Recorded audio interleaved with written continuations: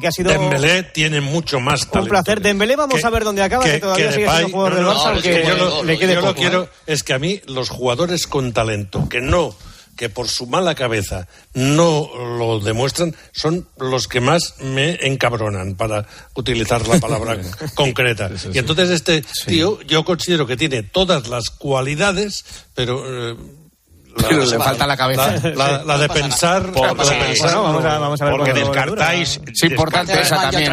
Claro, ahora descartáis que se jorobe el asunto de Dembélé, el asunto de Mbappé y que Florentino traiga a Dembélé. Bueno, esto es otra cosa que estaba pensando. Si es que sería magnífico. Si tan extraordinariamente un porro. Bueno fuera, a mí me parece muy bueno, pero. Sí, yo creo que 25 millones para Florentino. Oye, bueno, no es dinero. Bueno, eso ya sería otra. No es dinero. Eso ya sería otra cosa. 50. Bueno, 50, no es dinero. Bueno, Tomás, Miguel, adiós, Ciro, guapo. Emilio, Gonzalo, Roberto, Santi Cañizares, Juan Gato, Guillermo Cristiano. Venga, jóvenes. Un abrazo, ¿eh? A descansar. Gracias, chicos. Bueno, pues hasta aquí el tertulión, este tiempo de juego, este tramo final de tiempo de juego del domingo. Mañana más, que tiene pinta de ser un día interesante. A ver qué pasa con el futuro de Dembélé y si finalmente se marcha o no al Paris Saint-Germain. Gracias por estar ahí. Mañana el partidazo de COPE con José Luis Corrochano, como siempre, a las 11:30. Hasta mañana, adiós. Soy el fuego que arde tu piel. Soy el agua que mata tu sed. Tiempo de juego en COPE. Un año más, el número 1 del deporte.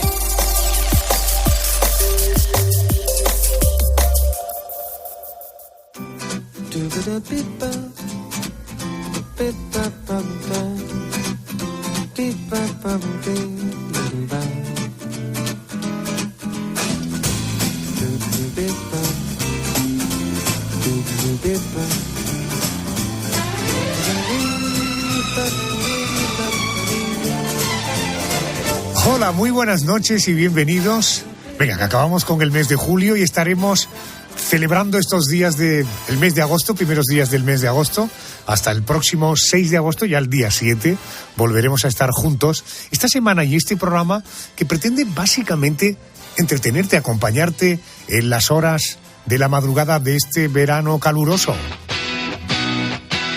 El guitarrista es el supermanitas del programa, el realizador Javier Campos.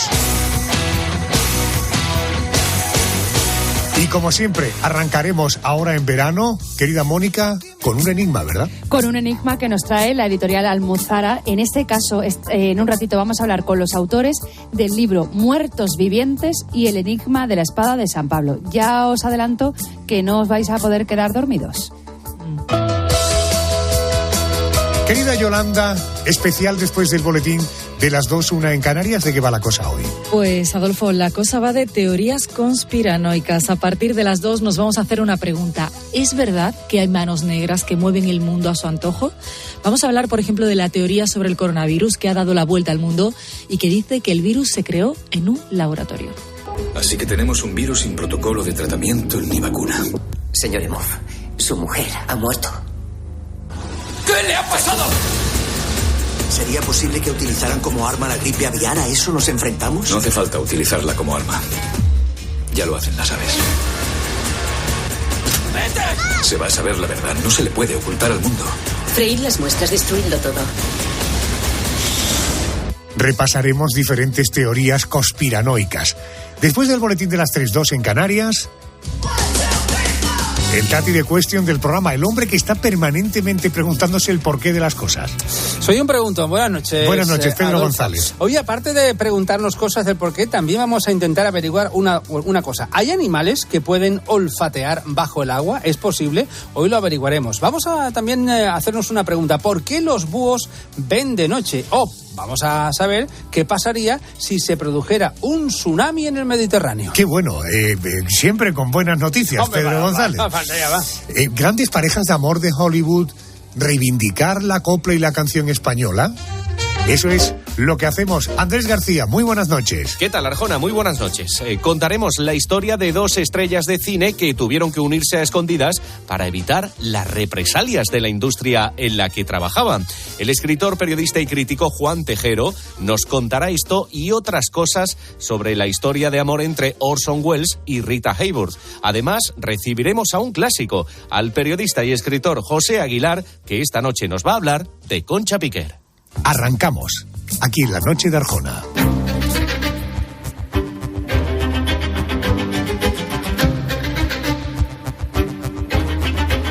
Si te digo que encuentres lo que tienen en común personajes como Francisco de Quevedo, Benito Pérez Galdós, Gregorio Marañón, el cardenal Tarancón o Francisco Franco, es probable que te cueste encontrar ese punto. Pero para que lo sepas, ellos, junto a otros nombres menos conocidos, estaban obsesionados con el cuchillo de Nerón o con la espada de San Pablo. Para conocer el enigma que esconde esta espada, quiero acudir al periodista Francisco José Rodríguez de Gaspar. Él ha escrito decenas de artículos sobre este objeto. Querido compañero, muy buenas noches. Muy buenas noches. Buenas noches. ¿Qué es la espada de San Pablo y por qué ha obsesionado a gente tan diversa? Pues la espada de San Pablo es una reliquia que llega a Toledo en algún momento a finales del siglo XIV. Es un objeto al que se le atribuye la decapitación del apóstol San Pablo y que llega desde Roma como un regalo del cardenal Gil de Albornoz. El cardenal Gil de Albornoz fue cardenal de Toledo, pero desarrolló gran parte de su campaña en Italia, puesto que este hombre, además de ser religioso, era un gran estratega y tenía muy buenas dotes de mando militar, y se le encomienda la recuperación de las ciudades vaticanas por parte del propio Vaticano. Y este hombre, una vez realiza todas sus campañas, tenía un afán por el coleccionismo de reliquias, y es así como la tradición oral atribuye que esta espada, la espada de la decapitación de San Pablo, llega a la ciudad de Toledo y desde entonces pasa a venerarse en un monasterio que ya no existe, que estaría hoy a las afueras de la ciudad, que es el monasterio de Sirla. Y desde entonces esa espada, como bien has señalado en la introducción, pues comienza a aparecer como una constante en todos los acontecimientos y casi todas las grandes personalidades que pasan por la ciudad de Toledo. Oye, Francisco José, ¿y por qué se llama también el cuchillo de Nerón? Se llama cuchillo de Nerón porque en las crónicas se hacía referencia a esas dos denominaciones, tanto por ser el arma, tener en cuenta que a Saulo de Tarso lo manda decapitar Nerón. Entonces se le llama así como el arma ejecutora. Hay que ponerse en la piel de los cronistas de la época, cuando se les describen, pues son a veces descripciones que hoy veríamos muy barrocas, y en esas denominaciones se empleaba indistintamente llamarlo cuchillo de Nerón o espada de San Pablo. Correcto. Decías que la espada llegó a Toledo, que fue adorada durante 5 siglos en un monasterio que ya no existe. ¿Por qué desapareció y dónde se supone que fue a parar en aquel momento? Bueno, la espada sufre muchos avatares que yo he intentado recoger en un libro. Y te puedo decir, la espada, en primer momento, llega a este monasterio de Sisla, que es un lugar tremendo. Para que se hagan los oyentes una idea, es un monasterio que el propio emperador Carlos V elige para esconderse, y nadie sabe dónde está cuando muere su mujer, tras dar a luz a su 7º hijo. Isabel de Portugal fallece y al emperador le embarga una tristeza profunda y desaparece, y se sabe que se refugia en este monasterio porque desde allí escribía las cartas con las que gobernaba su imperio. Pues este monasterio, la espada de San Pablo era la reliquia más venerada. Así se recogen varias crónicas, como el propio cronista oficial de la Orden de los Jerónimos, Fray José de Circe de Sigüenza. Posteriormente, cuando se inicia el proceso de desamortización, esa espada es enviada al convento femenino de las monjas jerónimas, que sí que está en el interior de Toledo y todavía existe. Y la espada permanece ahí aproximadamente desde 1835 hasta la Guerra Civil. Y es en la Guerra Civil cuando Toledo se produce el asedio del Alcázar y entran tropas milicianas en la ciudad para intentar tomar la fortaleza, cuando deciden asaltar conventos para usarlos como cuarteles, y es en ese momento cuando se produce el asalto al convento de las Jerónimas de San Pablo y la espada se pierde ya definitivamente en la bruma del tiempo. Entiendo. Conocemos su denominación, conocemos su origen, incluso su apodo, conocemos su periplo. ¿Se le atribuyen atributos mágicos que podrían dar algún tipo de poder a su propietario o eso forma parte de una leyenda? La única persona que explícitamente en un documento recoge que tiene algún tipo de habilidad es el propio Fray José de Sigüenza, que dice que tiene poderes taumatúrgicos. Posteriormente habrá que esperar mucho después para ver si estamos ante realmente un objeto con algún tipo de poder, pero lo que sí que es cierto es que despierta una inusitada pasión por una persona muy concreta que se forma como cadete militar aquí en Toledo y que posteriormente la buscará hasta en 2 ocasiones, y estoy hablando del general Franco. Lo del general Franco lo entiendo, lo de Quevedo, Benito Pérez Galdós, Gregorio Marañón, el cardenal Tarancón. ¿Cuál es el denominador común de estos personajes respecto de la espada de San Pablo? Pues como bien he dicho antes, cada vez que un personaje se interesa por lo que es la historia de Toledo, sale a colación la espada. Voy a añadir uno más a la lista que seguro que los oyentes lo conocen, Gustavo Adolfo Bécquer. Es otra persona que también realiza una breve anotación en uno de sus libros sobre monumentos y cosas dignas de verse en Toledo y menciona la espada. ¿Por qué? Porque esta espada cae en el olvido después de la Guerra Civil, pero vuelvo a decir que era, como se decía en las crónicas, uno de los objetos más venerados de la ciudad. Había 2 romerías al año y se sacaba en veneración. Por lo tanto, todas esas personas acaban haciendo relación. La existencia de Francisco de Quevedo es muy curioso porque Quevedo, que es un pionero en la ilustración de portadas, ¿vale? El libro barroco es uno de los primeros que empiezan a tener portadas. Pues Francisco de Quevedo hacía gala de querer participar mucho en la creación de sus portadas, y en uno de sus libros, que dedica a la vida de San Pablo, él elige la portada del libro, venir a Toledo con un grabador muy famoso de la época y recrea la espada de San Pablo, y en el prólogo inicial cuenta ese proceso de creación de la portada y narra cómo efectivamente él ha venido a Toledo para grabar la espada con la que fue decapitado el apóstol.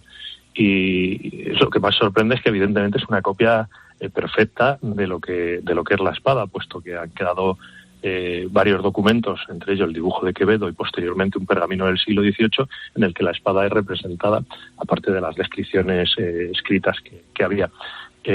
Más personalidades importantes. Pedro Tenorio. A Pedro Tenorio es el arzobispo de Toledo que destacó por la construcción, ¿no? Porque la construcción de puentes y tal, pues este hombre se le atribuye que es el que realiza la donación directa al monasterio de Sisla. Benito Pérez Galdós y Gregorio Marañón, esto es una relación muy curiosa. En uno de los libros de Gregorio Marañón, él mismo cuenta cómo a su amigo Benito Pérez Galdós le gustaba acudir al convento de las monjas Jerónimas de San Pablo a ver el cuchillo con el que se había decapitado a San Pablo.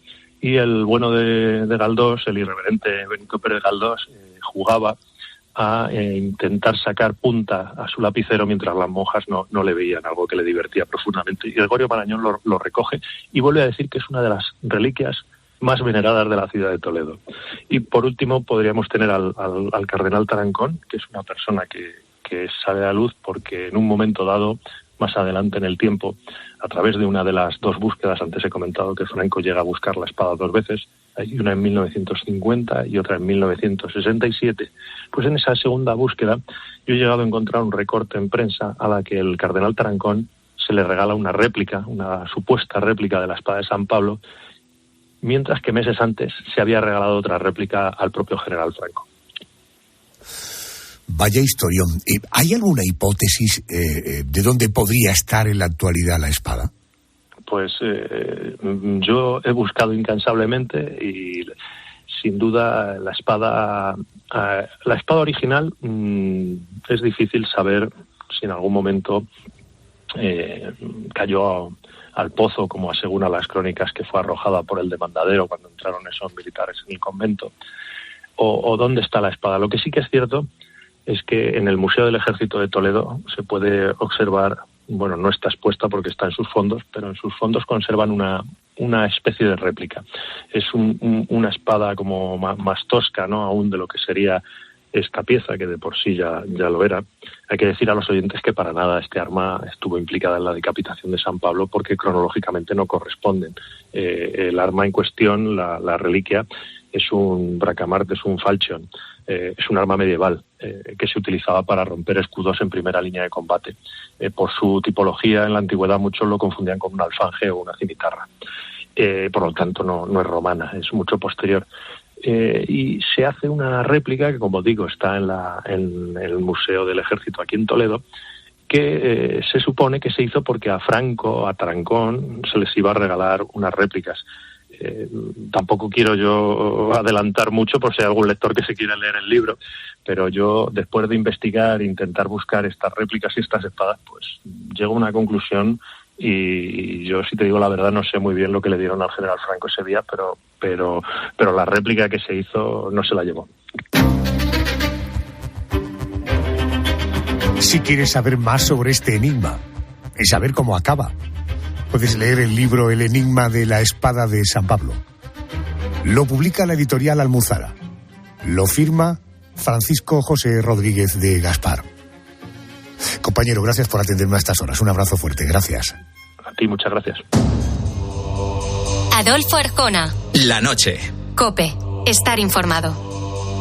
Cuentan las historias que salen de noche, que en mitad de la oscuridad abandonan sus tumbas para buscar presas.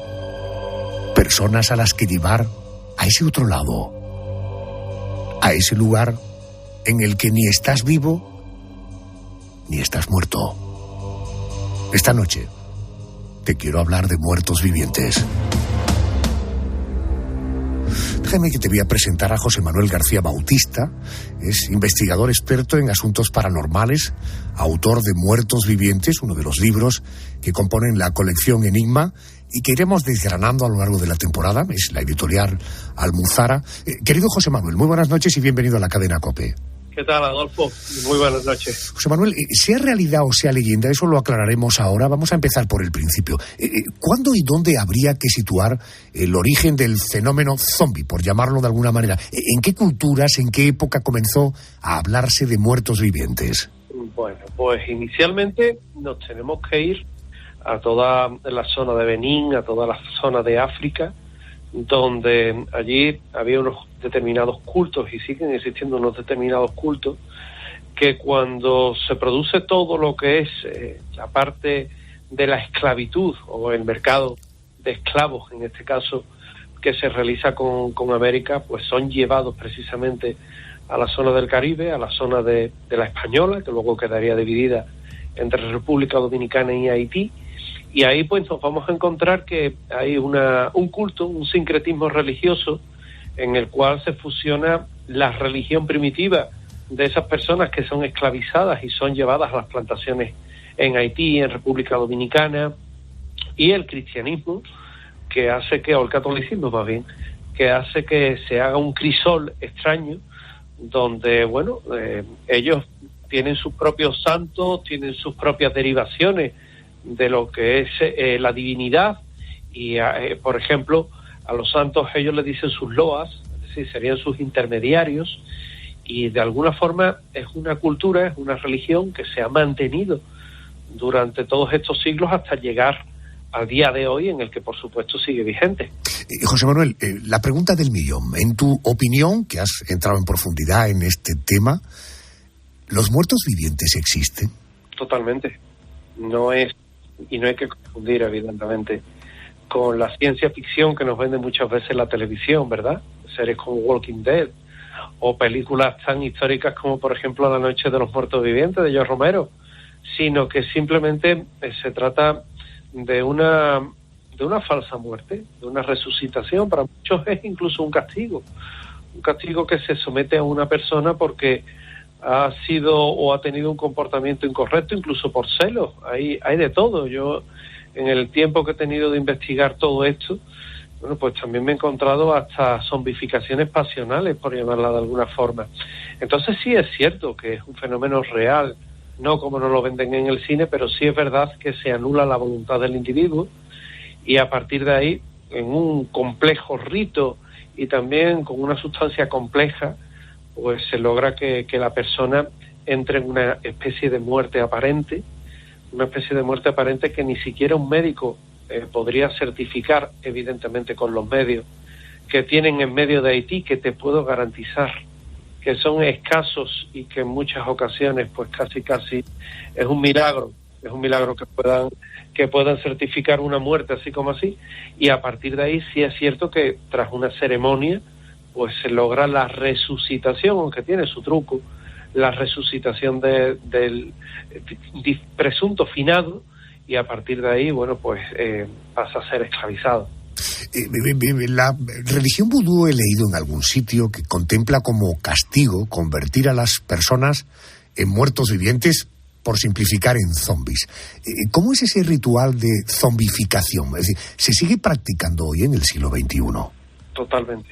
Yo te puedo decir que el último día que yo estaba por la zona de Haití, realmente no estaba en Haití, sino en República Dominicana, pero hicimos una visita a la zona norte de Haití, y a Fuerte Libertad en concreto, y aquel mismo día yo asistí a una ceremonia de vudú, que simplemente es una ceremonia religiosa sin más, pero también es verdad que esa misma noche, ese mismo día, iban a hacer una ceremonia de resucitación. ¿Cómo y en qué consiste esto? Respondiendo a tu pregunta, pues fíjate que una vez que se ha apagado al bocor, al mago, por zombificar a la persona, por darle ese castigo, se le hace simplemente por contacto cutáneo, se le junta, se le pone una especie de sustancia en polvo, que es el polvo zombie, y ese polvo zombie pues puede tardar aproximadamente entre 2 y 4 horas en hacer efecto. Esa persona se empieza a encontrar mal, hay un periodo de aletargamiento, ese aletargamiento provoca un estado de catalepsia profunda, esa catalepsia profunda, y refiriéndome un poco a lo anteriormente que te he comentado, pues la única forma de demostrar que una persona está muerta, porque las pulsaciones del corazón bajan a entre 2 y 4 pulsaciones por minuto, es decir, prácticamente inapreciable, pues la forma que tiene un forense en medio de Haití y sin más medios es de clavarle en el ojo un alfiler al finado o al presunto finado. Te puedo decir que en un estado de catalepsia profunda la persona ni chilla, ni siente, ni padece, se entierra, y a partir que es enterrado pues pueden pasar entre 48 y 72 horas en la que se es consciente que se está enterrado, en la que se es consciente de que estás atrapado y no te puedes mover, hasta que aparece el bocor, en una ceremonia que tiene mucho de teatralidad y poco de real, en la que le quitan las piedras que tiene ese ataúd encima, sacan al difunto, bueno, al falso difunto evidentemente, los reaniman, y a partir de ahí les suministran otras drogas que son a base de escopolamina, son a base de beleño, tramonio, lo que hoy en muchas ocasiones llamamos, por ejemplo, la burundanga, pues propiamente es lo que le dan, y son vendidos entre $2,000 y $3,000 a plantaciones al norte de República Dominicana habitualmente, donde van a estar llamados a trabajar prácticamente hasta desfallecer de sol a sol en plantaciones de caña, y siendo realmente mucho peor que la muerte. Allí, de hecho, el habitante de Haití tiene una máxima, y es mejor muerto que zombificado. José Manuel, como asunto al margen del que estamos hablando, supongo que la curiosidad y naturalmente ese espíritu de investigación que tienes te lleva a entrar en estos temas que no son precisamente temas muy agradables o para hablar en una velada, en una cena con amigos. ¿Nunca has sentido miedo cuando has presenciado liturgias de este tipo? Totalmente, Adolfo. Si yo te digo que no siento miedo, te estaría mintiendo. Es decir, miedo no, lo siguiente. Lo que pasa es que muchas veces, yo, si quieres que te diga la verdad, hay veces que cuando me invitan a una ceremonia de este tipo o algún hecho raro, pienso aquello de ¿para qué habré dicho que sí? ¿No? Porque realmente se pasa mal. Siempre se pasa mal, Adolfo, siempre. Y mucho más, fíjate, cuando investigas un caso escabroso o investigas un caso de estas características en las que te ves sobre el terreno, viendo cómo operan las mafias de Haití, que vienen derivadas de los antiguos tontón macuts del régimen de los Duvalier, pues cuando te ves ahí en medio con unos señores con unos machetes bastante profusos, con armas de fuego, que tú no sabes ni lo que te van a hacer, pues ahí se pasa mal, porque no se sabe ni cómo vas a salir de ese entuerto en el que evidentemente te has metido voluntario, pero en el que ya no estamos hablando de una casa encantada, no estamos hablando de un fenómeno ufológico, ¿no? Estamos hablando de algo que es real, que incluso te puede pasar a ti, es decir, que te junten el polvo zombie, también te puede pasar a ti, y realmente la inquietud y el miedo siempre se tiene. Conexión Enigma de la editorial Almuzara. El libro que hoy te hemos presentado, Muertos Vivientes, lo firma José Manuel García Bautista. José Manuel, gracias por atenderme y buenas noches. Compañero, fuerte abrazo. Gracias.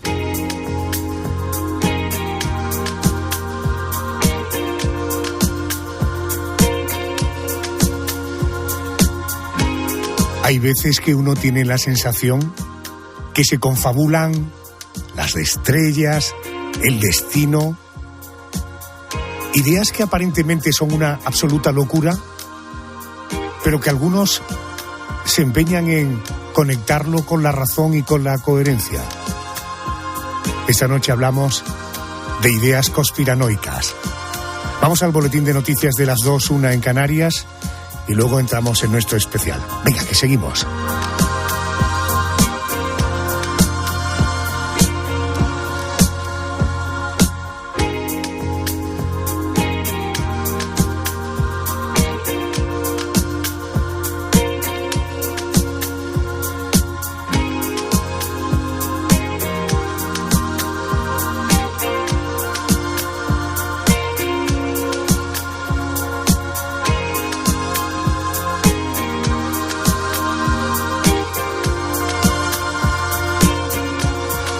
Adolfo Arjona. La noche. COPE. Estar informado.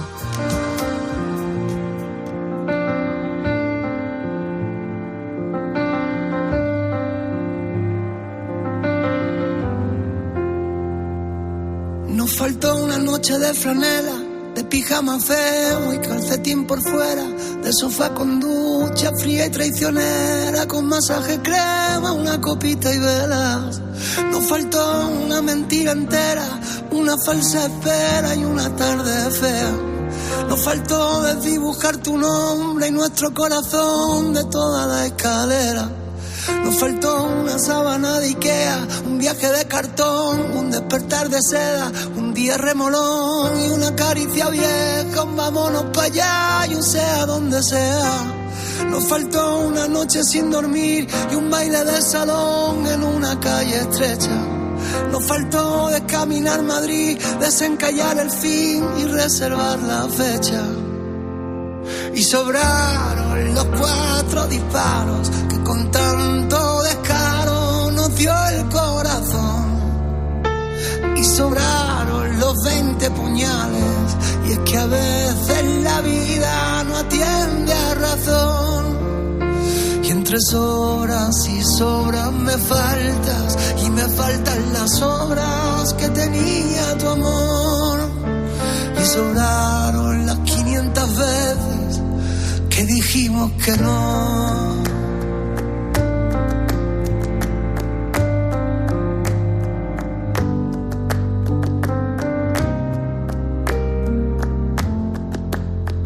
Nos faltaron un par de señales, unos cuantos rivales y un trocito de adiós.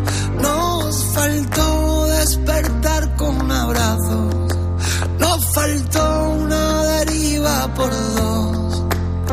Y sobraron los 4 finales que con tanto detalle nos dio el corazón. Y sobró lo de ser incapaces, y es que a veces no afina ni rima el valor. Y entre sobras faltas y sobras me faltas y me faltan las obras que tenía tu amor y sobraron las 500 veces que dijimos que no.